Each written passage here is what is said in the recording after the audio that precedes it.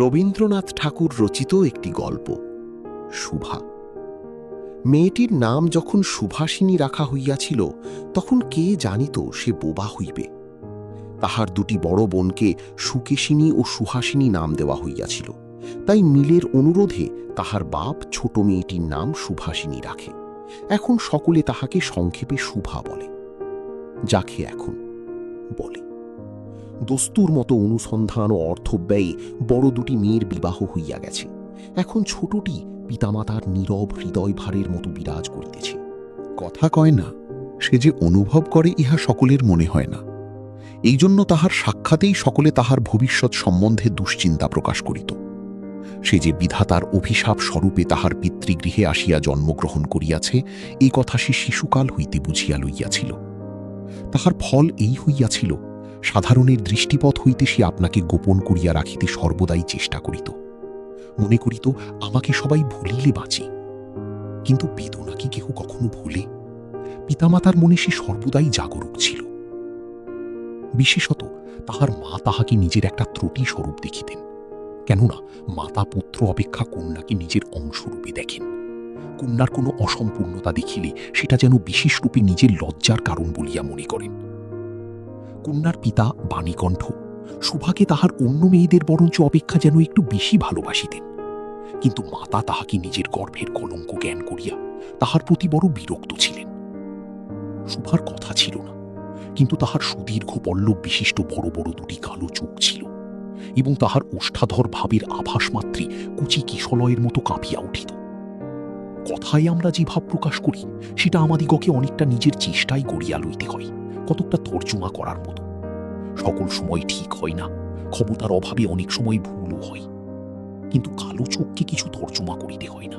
মন আপনি তাহার উপরে ছায়া ফেলে, ভাব আপনি তাহার উপরে কখনো প্রসারিত, কখনো মুদিত হয়, কখনো উজ্জ্বলভাবে জ্বলিয়া ওঠে, কখনো স্লানভাবে নিড়িয়া আসে, কখনো অস্তমান চন্দ্রের মতো অনিমেষভাবে চাহিয়া থাকে, কখনো দ্রুত চঞ্চল বিদ্যুতের মতো দিকবিদিকে ঠিকরিয়া ওঠে।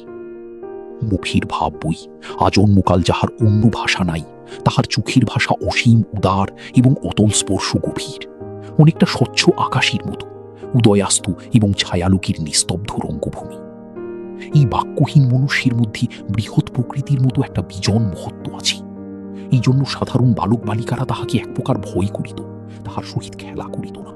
সে নির্জন দ্বীপ প্রহরীর মতো শব্দহীন এবং সঙ্গীহীন। গ্রামের নাম চণ্ডীপুর। নদীটি বাংলাদেশের একটি ছোট নদী, গৃহস্থ ঘরের মেয়েটির মতো। বহুদূর পর্যন্ত তাহার প্রসার নহে। নিরলসা তন্নী নদীটি আপন কুল রক্ষা করিয়া কাজ করিয়া যায়। দুই ধারের গ্রামের সকলেরই সঙ্গে তাহার যেন একটা না একটা সম্পর্ক আছে। দুই ধারে লোকালয় এবং তরুর ছায়া ঘন উচ্চতর। নিম্নতল দিয়া গ্রামলক্ষ্মী স্রোতস্বিনী আত্মবিস্মৃত দ্রুত পদক্ষেপী প্রফুল্ল হৃদয়ে আপনার অসংখ্য কল্যাণ কার্যে চটিয়াছি। বাণীকণ্ঠীর ঘর নদীর একেবারে উপরে। তাহার পাখাড়ির বেড়া, আটচালা, গোয়ালঘর, ঢেকিশালা, খড়ির স্তূপ, তেঁতুলতলা, আম, কাঁঠাল এবং কলার বাগান নৌকাবাহী মাতৃরই দৃষ্টি আকর্ষণ করে। এই গার্হস্থ সচ্ছলতার মধ্যে বোবা মেয়েটি কাহারও নজরে পড়ে কিনা জানি না, কিন্তু কাজকর্মে যখনই অবসর পায় তখনই সেই মেরি তীরে আসিয়া বসে। প্রকৃতি যেন তাহার ভাষার অভাব পূরণ করিয়া দেয়, যেন তাহার হইয়া কথা কয়। নদীর কলধ্বনি, লোকের কোলাহল, মাঝির গান, পাখির ডাক, তরুর মর্মর, সমস্ত মিশিয়ে চারিদিকের চলাফেরা, আন্দোলন, কম্পনের সহিত এক হইয়া সমুদ্রের তরঙ্গরাশির ন্যায় বালিকার চিরনিস্তব্ধ হৃদয় উপকূলের নিকটে আসিয়া ভাঙিয়া ভাঙিয়া পড়ে। প্রকৃতির এই বিবিধ শব্দ এবং বিচিত্র গতি, ইহাও বোবার ভাষা। বড় বড় চক্ষু পল্লব বিশিষ্ট সুভার যে ভাষা, তাহারই একটা বিশ্বব্যাপী বিস্তার। ঝিল্লির অবপূর্ণ তৃণভূমি হইতে শব্দাতীত নক্ষত্রলোক পর্যন্ত কেবল ইঙ্গিত, ভঙ্গি, সঙ্গীত, ক্রন্দন এবং দীর্ঘ নিঃশ্বাস। এবং মধ্যাহ্নে যখন মাঝিরা জেলেরা খাইতে যাইত, গৃহস্থেরা ঘুমাইত, পাখিরা ডাকিত না, খেয়া নৌকা বন্ধ থাকিত, স্বজন জগৎ সমস্ত কাজকর্মের মাঝখানে সহসা থামিয়া গিয়া ভয়ানক বিজন মূর্তি ধারণ করিত, তখন রুদ্র মহাকাশের তলে কেবল একটি বোবা প্রকৃতি এবং একটি বোবা মেয়ে মুখামুখি চুপ করিয়া বসিয়া থাকিত। একজন সুবিস্তীর্ণ রৌদ্রী, আর একজন ক্ষুদ্র তরুণ ছায়ায়। সুভার যে গুটিকতক অন্তরঙ্গ বন্ধুর দল ছিল না তাহা নহে। গোয়ালের দুটি গাভী, তাদের নাম সর্বশী ও পাঙ্গুলি। সে নাম বালিকার মুখে তাহারা কখনো শুনি নাই, কিন্তু তাহার পদশব্দ তাহারা চিনিত। তাহার কথাহীন একটা কর্ম সুর ছিল, তাহার মর্ম তাহারা ভাষার অপেক্ষা সহজে বুঝিত। সুভা কখন তাহাদের আদর করিতেছি, কখন ভর্ৎসনা করিতেছি, কখন মিনতি করিতেছি, তাহারা মানুষের অপেক্ষা ভালো বুঝিতে পারিত। সুভা গোয়ালে ঢুকিয়া দুই বাহুর দ্বারা সর্বশীর গ্রীবাবিষ্টন করিয়া তাহার কানের কাছে আপনার গন্ধদেশ ঘর্ষণ করিত, এবং পাঙ্গুলি স্নিগ্ধ দৃষ্টিতে তাহার প্রতি নিরীক্ষণ করিয়া তাহার গা চাটিত। বালিকা দিনের মধ্যে নিয়মিত 3 বার করিয়া গোয়াল ঘরে যাইত। তাহা ছাড়া অনিয়মিত আগমনও ছিল। গৃহে যেদিন কোনো কঠিন কথা শুনিত, সেদিন সে অসময়ে তাহার এই মুখ বন্ধু দুটির কাছে আসিত। তাহার সহিষ্ণুতা পরিপূর্ণ বিষাদ শান্ত দৃষ্টিপাত হইতে তাহারা কি একটা অন্ধ অনুমান শক্তির দ্বারা বালিকার মর্মবেদনা যেন বুঝিতে পারিত, এবং সুভার গা ঘেঁষিয়া আসিয়া অল্পে অল্পে তাহার বাহুতে শিং ঘুষিয়া ঘুষিয়া তাহাকে নির্বাক ব্যাকুলতার সহিত সান্ত্বনা দিতে চেষ্টা করিত। ইহারা ছাড়া ছাগল এবং বিড়াল শাবকও ছিল, কিন্তু তাহাদের সহিত সুভার এরূপ সমকক্ষভাবে মৈত্রী ছিল না। তথাপি তাহারা যথেষ্ট আনুগত্য প্রকাশ করিত। বিড়াল শিশুটি দিনে এবং রাত্রি যখন তখন সুভার গরম কুলটি নিঃসংকোচে অধিকার করিয়া সুখ নিদ্রার আয়োজন করিত, এবং সুভা তাহার গ্রীবা ও পৃষ্ঠে কোমল অঙ্গুলি বুলাইয়া দিলে যে তাহার নিদ্রাকর্ষণের বিশেষ সহায়তা হয়, ইঙ্গিতে এরূপ অভিপ্রায় প্রকাশ করিত। উন্নত শ্রেণীর জীবের মধ্যে সুভার আরও একটি সঙ্গী জুটিয়াছিল, কিন্তু তাহার সহিত বালিকার ঠিক কিরূপ সম্পর্ক ছিল তাহা নির্ণয় করা কঠিন, কারণ সে ভাষা বিশিষ্ট জীব, সুতরাং উভয়ের মধ্যে সমভাষা ছিল না। গোসাইদের ছোট ছেলেটি, তাহার নাম প্রতাপ। লোকটি নিতান্ত অকর্মণ্য। সে যে কাজকর্ম করিয়া সংসারের উন্নতি করিতে যত্ন করিবে, বহু চেষ্টার পর বাপ মা সে আশা ত্যাগ করিয়াছেন। অকর্মণ্য লোকের একটা সুবিধা এই যে আত্মীয় লোকেরা তাহাদের উপর বিরক্ত হয় বটে, কিন্তু প্রায় তাহারা নিঃসম্পর্ক লোকেদের প্রিয় পাত্র হয়, কারণ কোনো কার্যে আবদ্ধ না থাকাতে তাহারা সরকারি সম্পত্তি হইয়া দাঁড়ায়। শহরের যেমন একাধটা গৃহ সম্পর্কহীন সরকারি বাগান থাকা আবশ্যক, তেমনি গ্রামে 2-4টা অকর্মণ্য সরকারি লোক থাকার বিশেষ প্রয়োজন।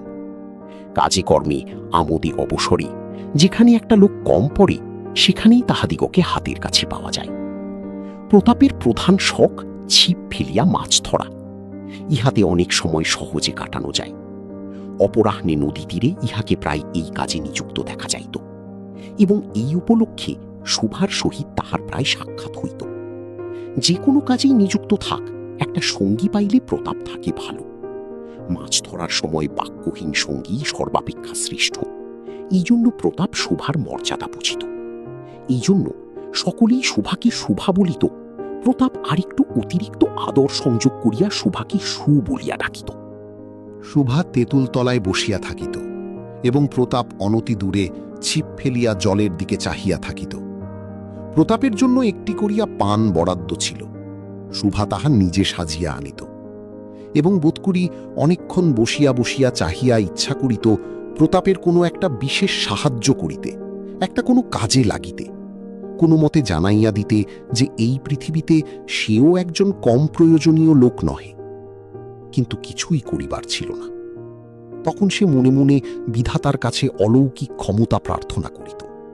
মন্ত্র বলে সহসা এমন একটা আশ্চর্য কাণ্ড ঘটাইতে ইচ্ছা করিত, যাহা দেখিয়া প্রতাপ আশ্চর্য হইয়া যাইত। বলিত, তাই তো, আমাদের সুভীর যে এত ক্ষমতা তাহা তো জানিতাম না।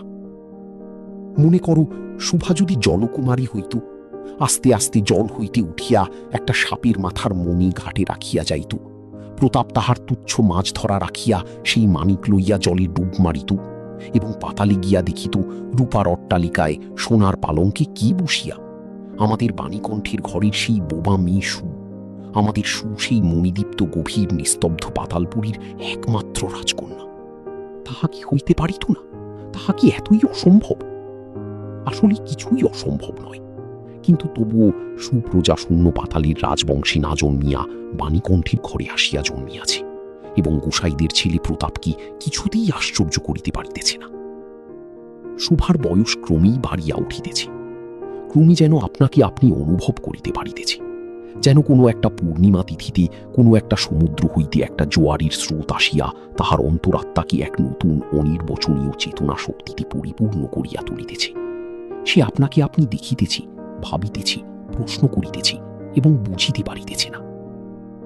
গভীর পূর্ণিমা রাত্রি সে এক একদিন ধীরে শয়নগৃহের দ্বার খুলিয়া ভয়ে ভয়ে মুখ পাড়াইয়া বাহিরের দিকে চাহিয়া দেখি পূর্ণিমা প্রকৃতিও শুভার মতো একাকিনী সুপ্ত জগতের উপর জাগিয়া বসিয়া যৌবনের রহস্যে পুলকে বিষাদে অসীম নির্জনতার একেবারে শেষ সীমা পর্যন্ত এমনকি তাহা অতিক্রম করিয়াও ধমধম করিয়াছে, একটি কথা কহিতে পারিতেছে না। এই নিস্তব্ধ ব্যাকুল প্রকৃতির প্রান্তে একটি নিস্তব্ধ ব্যাকুল বালিকা দাঁড়াইয়া।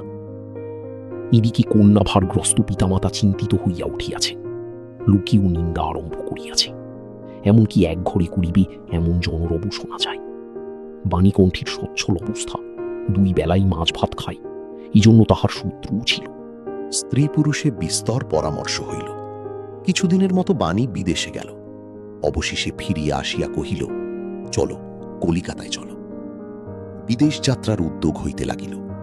কুয়াশা ঢাকা প্রভাতের মতো শুভার সমস্ত হৃদয় অশ্রুবাষ্পে একেবারে ভরিয়া গেল। একটা অনির্দিষ্ট আশঙ্কা বসে সে কিছুদিন হইতে ক্রমাগত নির্বাক জন্তুর মতো তাহার বাপ মায়ের সঙ্গে সঙ্গে ফিরিত। ডাগর চক্ষু মেলিয়া তাহাদের মুখের দিকে চাহিয়া কি একটা বুঝিতে চেষ্টা করিত, কিন্তু তাহারা কিছু বুঝাইয়া বলিতেন না। ইতিমধ্যে একদিন অপরাহ্নে ছিপ ফেলিয়া প্রতাপ হাসিয়া কহিল, কিরে সু, তোর নাকি বর পাওয়া গেছে, তুই বিয়ে করতে যাচ্ছিস, দেখিস আমাদের ভুলিস নে। বলিয়া আবার মাছের দিকে মনোযোগ করিল। মর্মবিদ্ধ হরিণী ব্যাধের দিকে যেমন করিয়া তাকায়, নীরবে বলিতে থাকে, আমি তোমার কাছে কি দোষ করিয়াছিলাম। শুভা তেমনি করিয়া প্রতাপের দিকে চাহিল। সেদিন গাছের তলায় আর বসিল না। বাণীকণ্ঠ নিদ্রা হইতে উঠিয়া শয়নগৃহে তামাক খাইতেছিলেন। শুভা তাহার পায়ের কাছে বসিয়া তাহার মুখের দিকে চাহিয়া কাঁদিতে লাগিল। অবশেষে তাহাকে সান্ত্বনা দিতে গিয়া বাণীকণ্ঠের শুষ্ক কপলে অশ্রু গড়াইয়া পড়িল। কাল কলিকাতায় যাইবার দিন স্থির হইয়াছে। শুভা গোয়াল ঘরে তাহার বাল্য সখীদের কাছে বিদায় লইতে গেল। তাহাদিগকে স্বহস্তে খাওয়াইয়া গলা ধরিয়া একবার 2 চোখে যত পারে কথা ভরিয়া তাহাদের মুখের দিকে চাহিল। 2 নেত্রপল্লব হইতে টপ টপ করিয়া অশ্রু জল পড়িতে লাগিল। সেদিন শুক্লা দ্বাদশীর রাত্রি। শুভা শয়নগৃহ হইতে বাহির হইয়া তাহার সেই চিরপরিচিত নদী তটে স্বল্প শয্যায় লুটাইয়া পড়িল। যেন ধরণীকে এই প্রকাণ্ড মুখ মানবতাকে 2 বাহুতে ধরিয়া বলিতে চাহি, তুমি আমাকে যাইতে দিও না মা, আমার মতো 2টি বাহু বাড়াইয়া তুমিও আমাকে ধরিয়া